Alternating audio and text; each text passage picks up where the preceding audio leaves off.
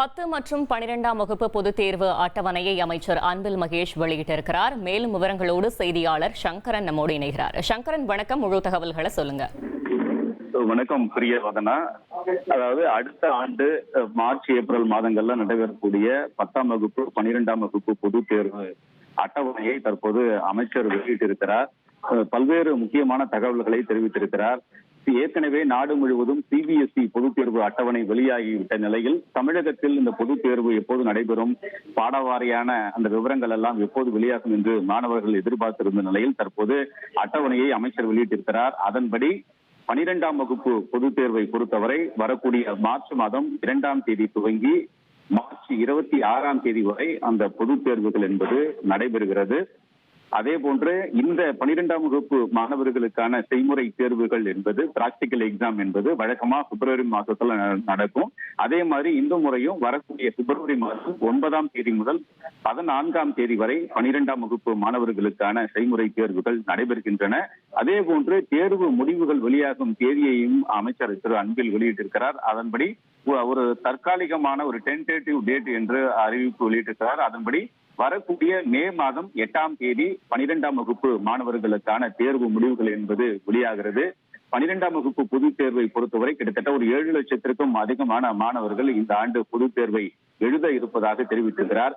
11ஆம் வகுப்பு பொதுத் தேர்வை பொறுத்தவரை ஏற்கனவே தமிழக அரசு அதிகாரப்பூர்வமாக அந்த பொதுத் தேர்வு திட்டம் என்பது ரத்து செய்யப்பட்டிருக்கிறது.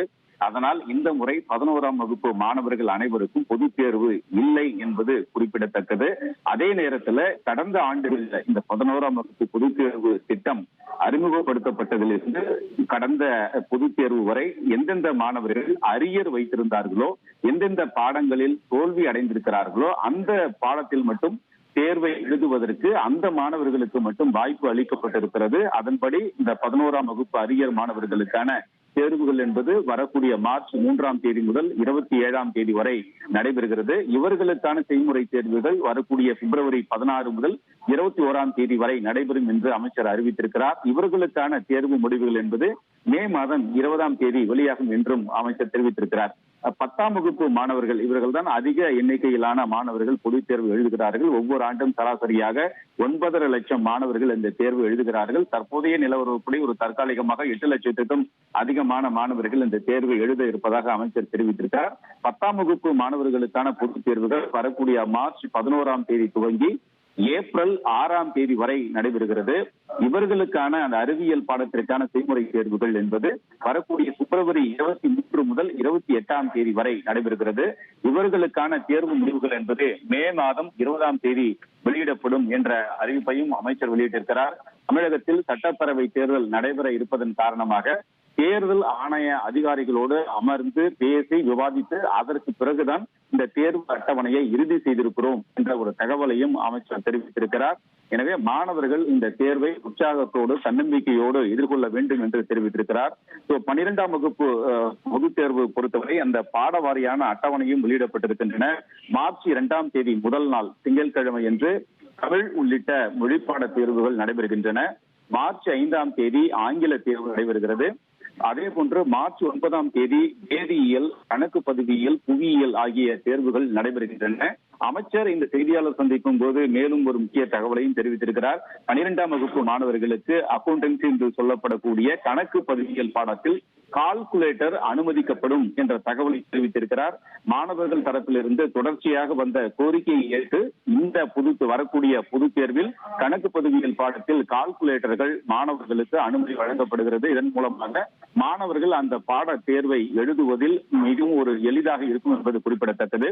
இதே போன்று மார்ச் 13ஆம் தேதி வேதியியல் தேர்வு நடைபெறுகிறது. பொருளியல் தேர்வும் மேலும் சில தேர்வுகளும் நடைபெறுகின்றன. 17ஆம் தேதி மார்ச் 17ஆம் தேதி கணிதம், விலங்கியல், வணிகவியல், மைக்ரோபயாலஜி உள்ளிட்ட மற்றும் பல்வேறு தொழிற்கல்வி பாட தேர்வுகள் நடைபெறுகின்றன. இதைத் தொடர்ந்து மார்ச் 23ஆம் தேதி உயிரியல், தாவரவியல், வரலாறு உள்ளிட்ட பல்வேறு பாட தேர்வுகள் நடைபெறுகின்றன. மார்ச் 26ஆம் தேதி மேலும் சில தேர்வுகள் எல்லாம் தொடர்ந்து கம்ப்யூட்டர் சயின்ஸ் உள்ளிட்ட பயோ கெமிஸ்ட்ரி உள்ளிட்ட பல்வேறு தேர்வுகள் நடைபெறுவதாக அந்த தேர்வு அட்டவணையில் முழுமையாக தெரிவிக்கப்பட்டிருக்கிறது. இப்படியாக மார்ச் 2 துவங்கி 26 வரை 12ஆம் வகுப்பு பொதுத் தேர்வுகள் நடைபெறுகின்றன. 10ஆம் வகுப்பு தேர்வு அட்டவணையை பொறுத்தவரை மார்ச் 11 தமிழ் மற்றும் இதர மொழிப்பாட தேர்வுகள் நடைபெறுகின்றன. மார்ச் 16 ஆங்கில தேர்வும், வரக்கூடிய மார்ச் 25 கணித தேர்வும் நடைபெறுகிறது. மார்ச் 30 அறிவியல் தேர்வு நடைபெறுகிறது. ஏப்ரல் 2 சமூக அறிவியல் பாடத் தேர்வும், அதே போன்று ஏப்ரல் 6 ஆப்ஷனல் லாங்குவேஜ் என்று சொல்லக்கூடிய இந்த சிறுபான்மை பள்ளிகளில் படிக்கக்கூடிய மாணவர்களுக்கு அவர்களுடைய மொழி பாடத்தை கூடுதலாக விருப்ப பாடமாக எழுதுவதற்கு ஏற்கனவே அரசாணை வெளியிடப்பட்டிருக்கிறது. அதன்படி அந்த மாணவர்களுக்கான விருப்ப பாட தேர்வுகள் ஏப்ரல் 6 நடைபெறுகிறது. இதே போன்று 11ஆம் வகுப்பு மாணவர்களுக்கும் அந்த அரியர் வைத்திருக்கக்கூடிய மாணவர்களுக்கும் தேதி வாரியாக அந்த விவரங்கள் எல்லாம் எந்தெந்த தேதியில் எந்தெந்த பாடங்களுக்கு தேர்வுகள் நடைபெறும் என்று தெரிவிக்கப்பட்டிருக்கிறது. மார்ச் 3 தமிழ் உள்ளிட்ட மொழிப்பாட தேர்வுகளும், மார்ச் 6 ஆங்கில பாட தேர்வும் நடைபெறுகிறது. மார்ச் 10 வேதியியல், கணக்கு பதிவியல், பொறியியல் போன்ற தேர்வுகளும், மார்ச் 12 கம்ப்யூட்டர் சயின்ஸ் உள்ளிட்ட பல்வேறு தொழிற்கல்வி பாட தேர்வுகளும் நடைபெறுகின்றன. மார்ச் 18 இயற்பியல், பொருளியல் உள்ளிட்ட தேர்வுகளும், மார்ச் 24 கணிதம், விலங்கியல், வணிகவியல், மைக்ரோபயாலஜி உள்ளிட்ட தேர்வுகளும் நடைபெறுகின்றன. மார்ச் 27 உயிரியல், தாவரவியல், வரலாறு உள்ளிட்ட தேர்வுகளும் நடைபெறுகின்றன. உங்களுடைய விரிவான தகவல்களுக்கு நன்றி சங்கரன். உங்கள் தந்திவன் தொலைக்காட்சியில் கணபதியே வருவாய் தினமும் காலை 7 மணிக்கு காணத் தவறாதீர்கள்.